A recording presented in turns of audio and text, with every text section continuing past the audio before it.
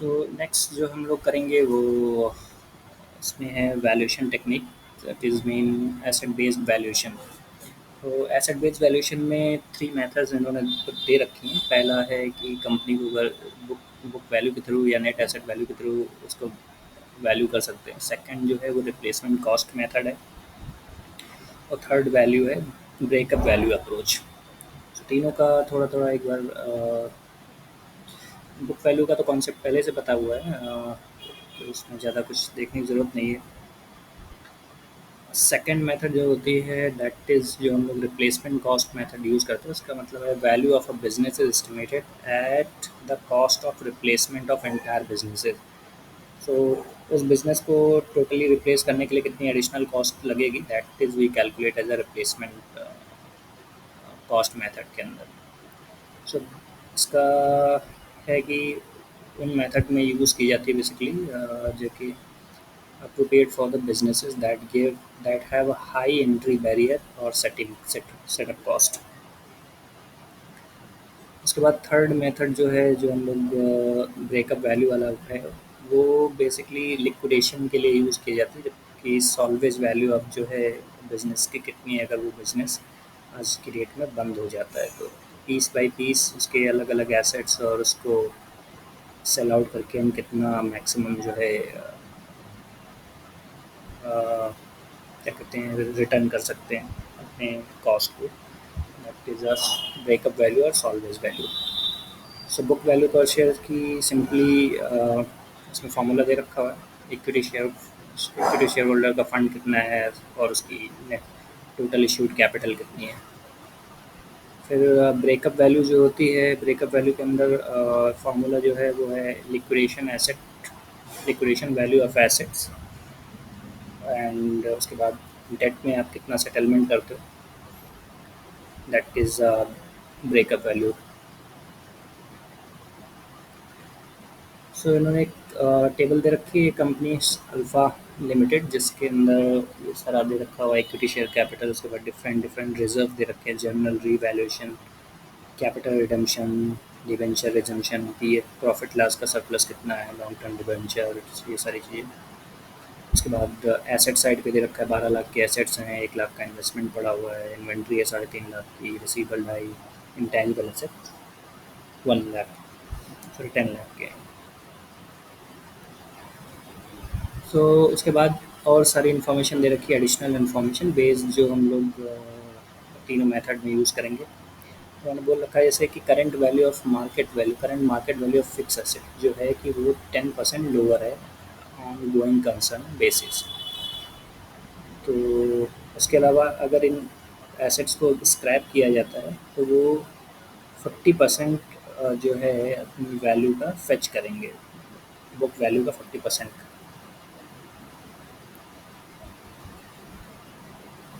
उसके बाद इन्वेंट्री जो है, इन्वेंट्री अगर आप उस समय बाई करते हो तो इन मार्केट तो वो 10% जो है वो करेंट जो आपकी इन्वेंट्री कॉस्ट है उससे हायर आपको मिलेगी। रिसीवेबल जो है that would fetch 25% lower than the book value on liquidation. Market value of payable would be 15% lower on liquidation. उसके बाद जो है अगर आप जो है दोबारा ये सारा बिज़नेस सेटअप करते हो तो आपको 20 लाख रुपीज़ का एडिशनल एक्सपेंसेस लगता है, जो कि रिप्लेसमेंट कॉस्ट मेथड में यूज़ होगा। थर्ड फोर्थ इन्होंने पॉइंट दे रखा है कि इंटेंजिबल एसेट जो है जो इनके हैं वो ट्रेड मार्क्स एंड पेटेंट्स हैं, which would fetch 5 lakh more if they were sold. तो इनका मतलब ये है कि आगे अगर ये लोग अपने एसेट्स को बेचते हैं तो 10 लाख की जो भी इनके पास इंटेंजिबल एसेट है वो 15 लाख के बिकेंगे। सो पहला मेथड जो है बुक वैल्यू मेथड, वो इट्स अ सिंपल मेथड। इसमें सिंपली आपको इक्विटी कैपिटल ले लेनी है, उसके बाद रिजर्व्स लेने हैं। तो मल्टीपल इन्होंने रिजर्व दे रखे हैं, जनरल रिजर्व, कैपिटल रिडेम्पशन है, डिबेंचर सरप्लस है। उसके अलावा इन्होंने एक रीवैल्यूएशन रिजर्व दे रखा होता है, उसको बेसिकली बुक वैल्यू के अंदर इंक्लूड नहीं करा किया हुआ है। सो वट एवर जो कि बाकी रिजर्व्स हैं, cash reserve, general reserve, surplus, debenture, ये सारे हम लोग ऐड करके पूरी कंपनी की नेटवर्थ यहाँ पे कैलकुलेट कर रहे हैं। दैट इज़ कमिंग 1 करोड़, फिर 1 करोड़ को 10,000 से, अच्छा ऊपर भी ऐड नहीं किया, टोटल नेटवर्थ, एंड ये ऐड करके हमने कैलकुलेट कर लिया और 10,000 से डिवाइड किया, दैट इज़ 1,000 रुपीज़, 10 रुपीज़ जो आ रहा है इसकी NAV पर शेयर कैलकुलेट होकर आ रही है। सिंपली ये सिंपल सा है। उसके बाद ब्रेकअप वैल्यू हम थर्ड पॉइंट पे करते हैं। पहले computation of the replacement value करते हैं यहाँ पर। तो इसमें क्या है कि जो हमने देखा कि पहले जो करना क्या होता है कि आप जब बिज़नेस को रिप्लेस करते हो तो एडिशनल कॉस्ट कितनी आपको लगानी है, उसके बेसिस पे replacement value of business calculate करते हैं।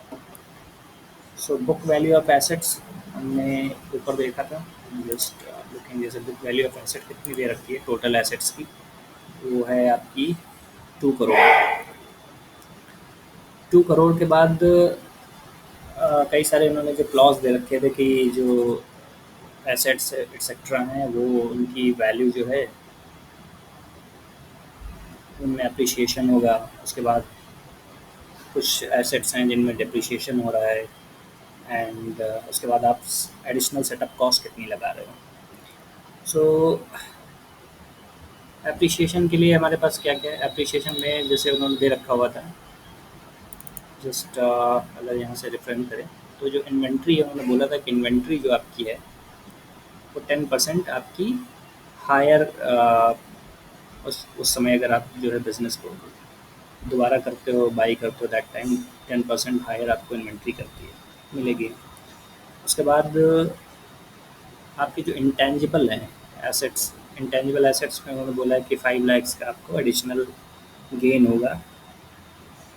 सो दैट इज़ यहाँ पे हमने अप्रिशिएशन के अंदर 5 लाख यहाँ पे ऐड किया हुआ है। तो टोटल जो अप्रिशिएशन होगा एसेट्स का वो होगा 585 लाख, सॉरी 8,05,50,000 के आसपास। उसके बाद आप ऐड करोगे जो कि एडिशनल सेटअप कॉस्ट उन्होंने दे रखी थी 20 लाख, फिर डेप्रीशिएशन हम लोग कैलकुलेट कर रहे हैं जो कि फिक्स एसेट पे हुआ है। तो उसने शुरू में बोला था कि डेप्रीशिएशन जो है ऐसे फिक्स एसेट पे 10% का डेप्रीशिएशन ऑन वो लग रहा है ऑन गोइंग कंसर्न। उसने टाइमलाइन एक्सेट्रा नहीं दे रखी थी, जस्ट 10% का डेप्रीशिएशन दे रखा था। सो ये 10% हमने मल्टीप्लाई करा दिया, जस्ट जो उनकी बात 1,20,000, 1 लाख 1,20,00,000 की जो एसेट दे रखे हैं। सो बुक वैल्यू हमारे पास एग्जिस्टिंग बुक वैल्यू निकल आई, उसमें कितना अप्रिशिएट हुआ, कितना डेप्रिशिएट हुआ, उसके बाद कितना हम लोग एडिशनल कॉस्ट लगाते हैं, उससे हमने ये कैलकुलेट किया हुआ है replacement value of business. So existing book value, उसके बाद डेप्रिशिएशन एप्रिशिएशन ऐड किया और एडिशनल सेटअप कॉस्ट की, तो बाकी जितना भी डेप्रिशिएशन हुआ है उसको हमने माइनस कर दिया। तो ये आपकी रिप्लेसमेंट वैल्यू ऑफ बिजनेस आ गई। सो मतलब क्या 2 करोड़ पहले बिजनेस की सेटअप कॉस्ट थी टोटल, उसकी बुक वैल्यू थी, बट अभी आप आज की डेट में अगर इसको रिप्लेस करोगे तो आपको 16,50,000 एडिशनल सेट लगेगा। सो ऑलमोस्ट वही 16,50,000 का जो है ओवरऑल जो है रीवैल्यूएशन क्या कंसीडर कर सकते हैं बिजनेस का। थर्ड जो इसकी सेकंड मेथड थी वो ब्रेकअप वैल्यू मेथड है।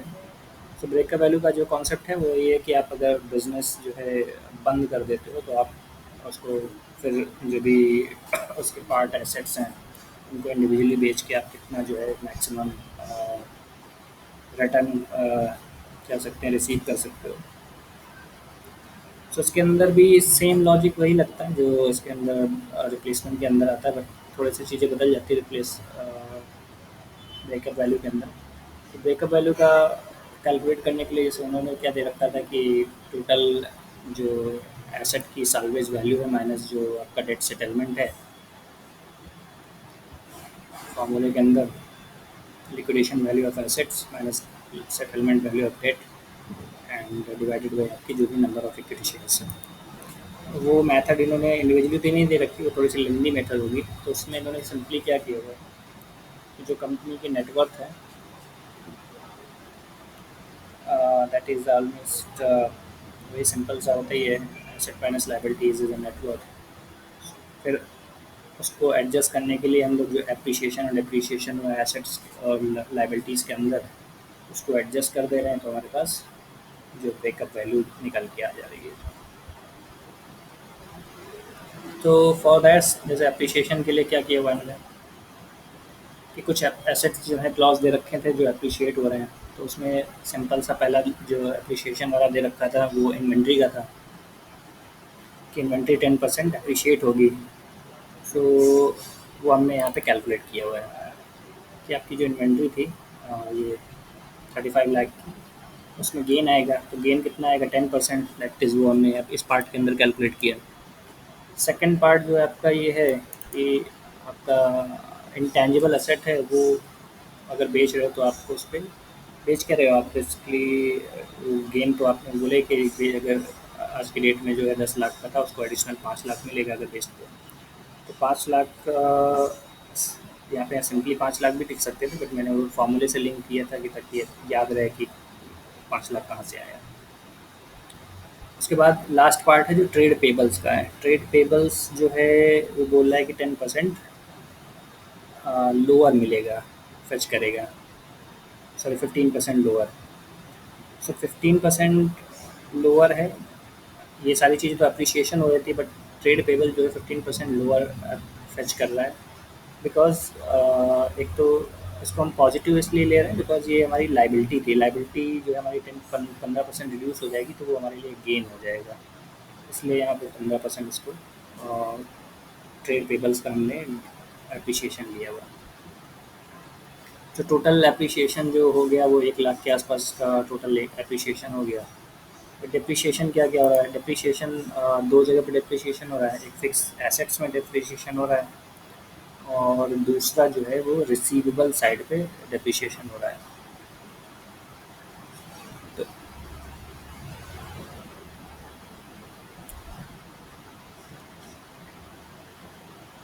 तो क्लॉज जो दे रखा था वो कितना दे रखा था इसके एसेट्स के अंदर की 40% का जो है वो उन्होंने डिप्रिशिएशन दिया है। However, if they are scrapped, they would fetch 40% of their book value.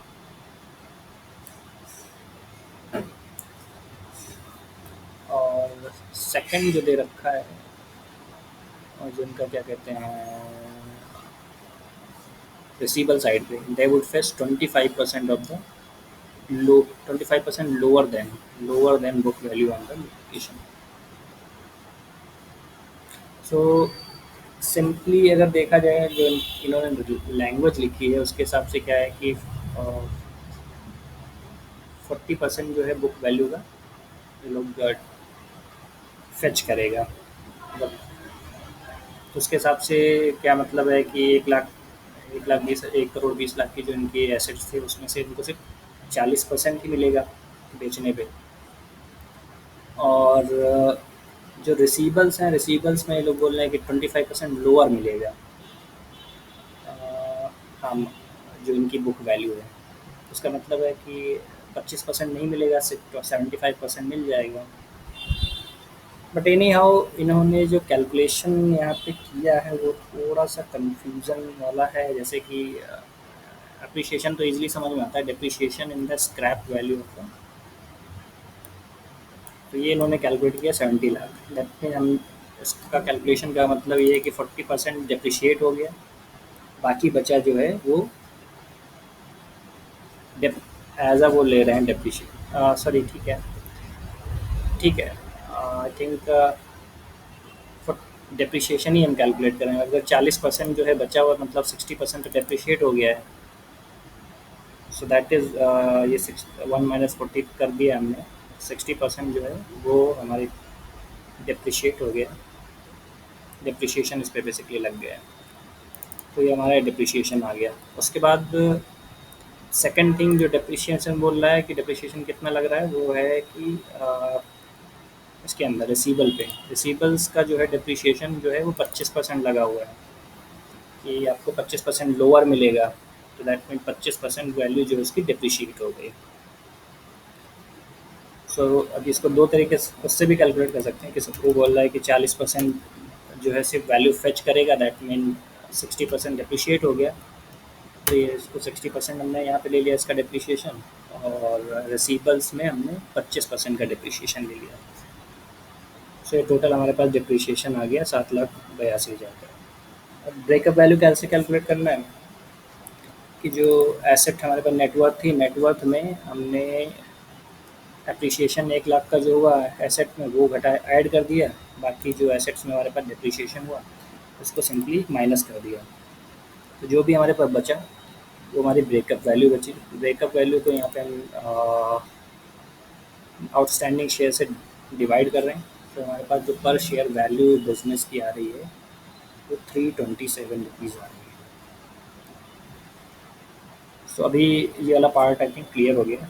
मुझे थोड़ा सा कन्फ्यूजन हो जाता है इसके अंदर डेप्रिसिएशन के अंदर। तो एक बार एप्रिसिएशन पे देखते हैं। एप्रिसिएशन में इसने 3-4 चीज़ें बताई कि इन्वेंट्री जो है वो एप्रिशिएट हो रही है 10%, इंटेंजिबल एसेट 50% पर 5 लाख का एप्रिसिएशन हो रहा है, तो वो 5 लाख यहाँ पे मैंने फार्मूले के थ्रू लिया है, बट मैनुअली भी डाल सकते हैं। उसके बाद ट्रेड पेबल्स जो है 15% लोअर हो रहा है, because of it was liability, तो हमारे लिए वो गेन है 15% का, इसलिए हमने उसको एप्रिसिएशन के अंदर लिया हुआ है। डेप्रिसिएशन में दो चीज़ें हैं।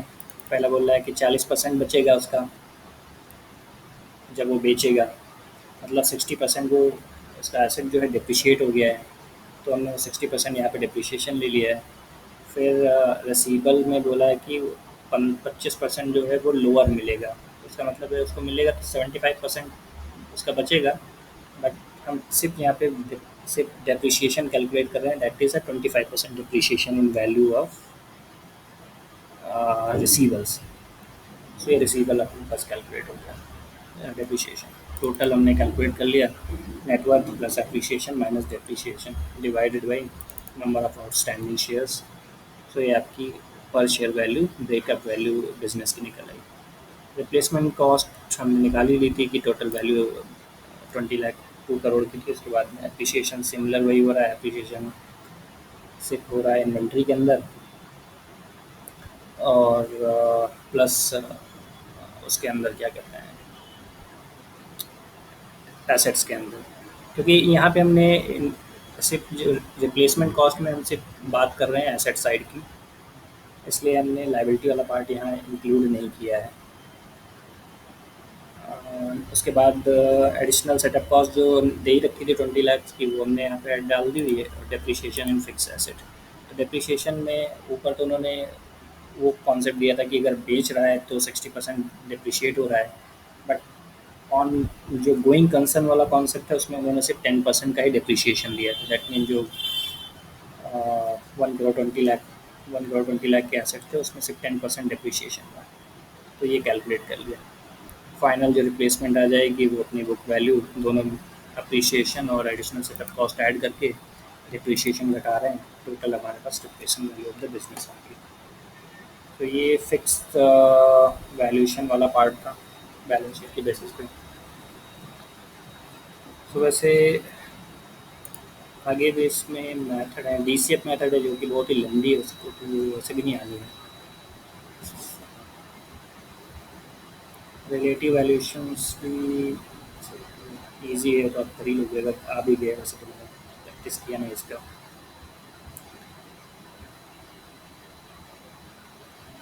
प्री मनी पोस्ट मनी, इसके बाद सारी चीज़ें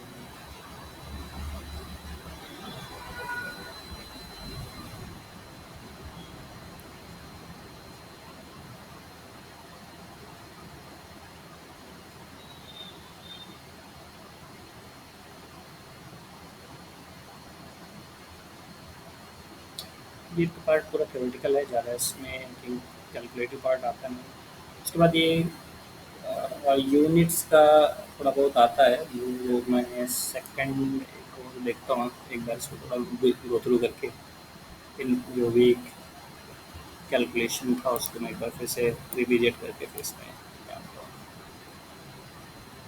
थोड़ा सा लंबी कैलकुलेशन उसके अंदर भी।